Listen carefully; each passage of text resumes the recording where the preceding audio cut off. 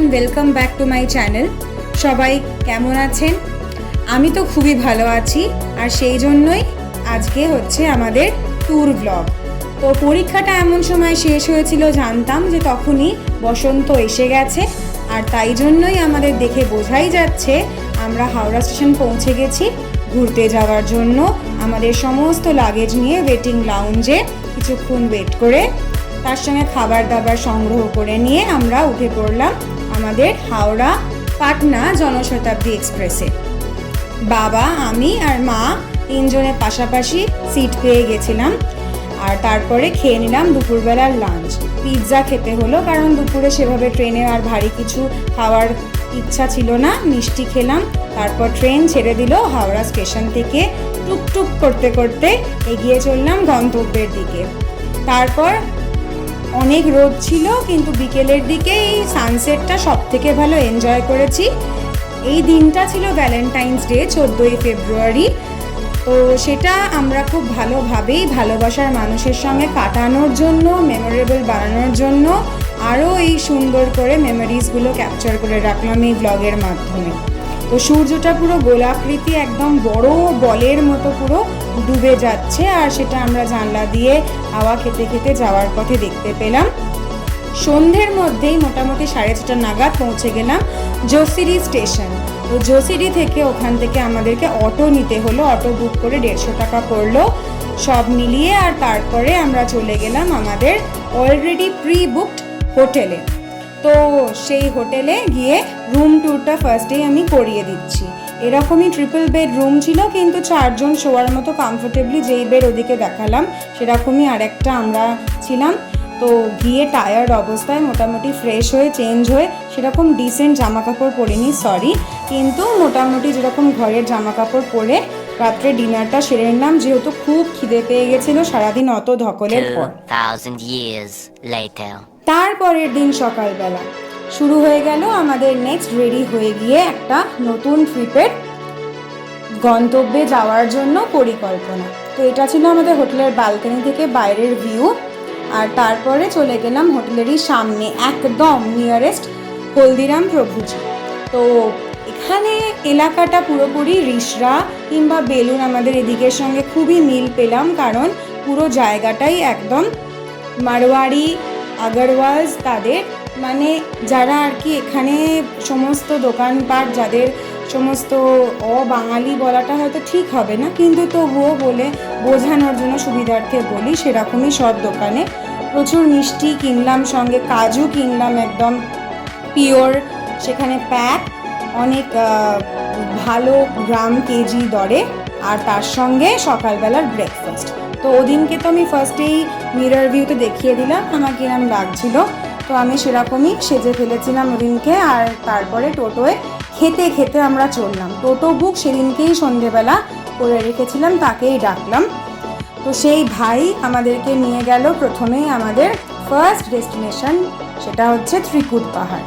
আর পথে যেতে যেতে দেখলাম আশপাশে পুরো ইউক্যালিপটাস গাছ, পুরো ছেয়ে রয়েছে রাস্তা, সুন্দর মৃদু হাওয়া, আর সঙ্গে সকালের রোদের পরশ।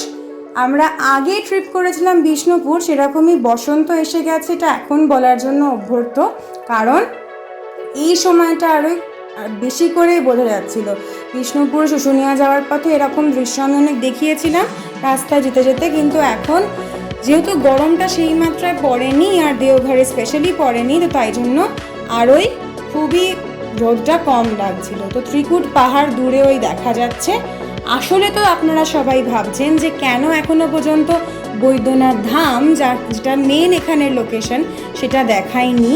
সেখানে আর কি পুজো বলে দেওয়া ছিল, আমাদের যিনি হোটেলেরই একজন পরিচিত পান্ডা ছিলেন, ওনাকে বলা ছিল পুজো দেওয়ার জন্য। তো আমরা এত ভিড় হয় ওখানে, 2-3 ঘন্টা লাইন দিয়ে দর্শন করতে যেতে পারিনি, তো বাইরে থেকেই চলে আসতে হয়েছিল দর্শন করে বাবাকে।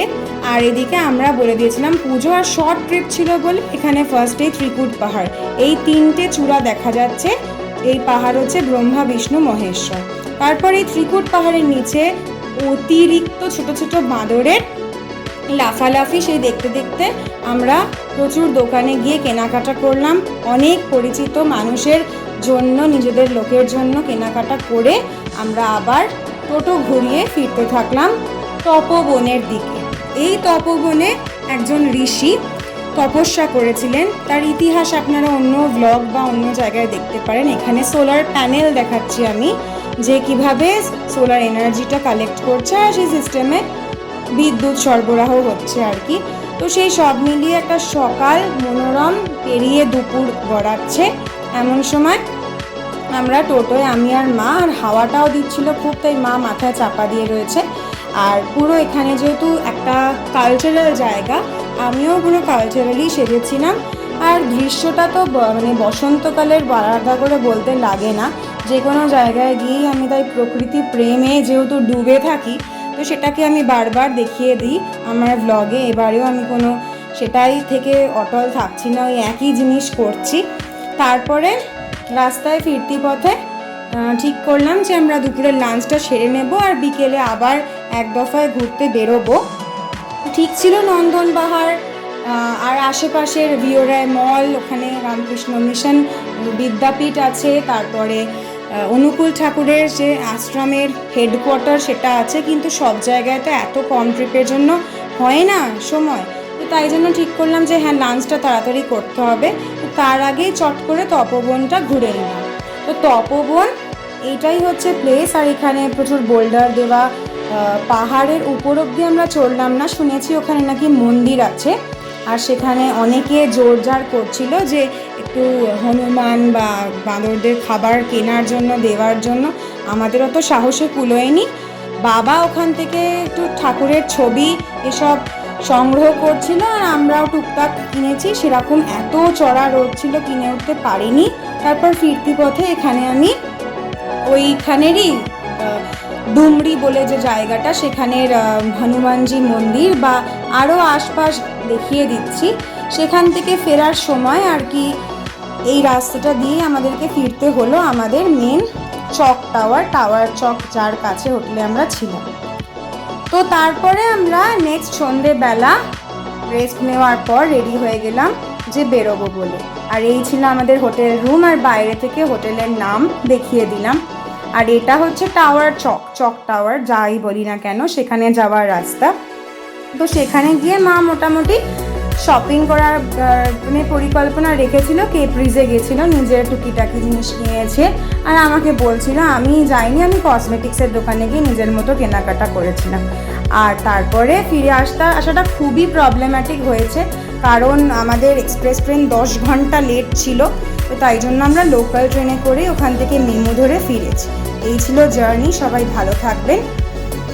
আমি বলবো তবুও যার শেষ ভালো তার সব ভালো। ট্রিপটা ভালোই কেটেছিল। ভালো লাগলে অবশ্যই লাইক, কমেন্ট, শেয়ার, সাবস্ক্রাইব।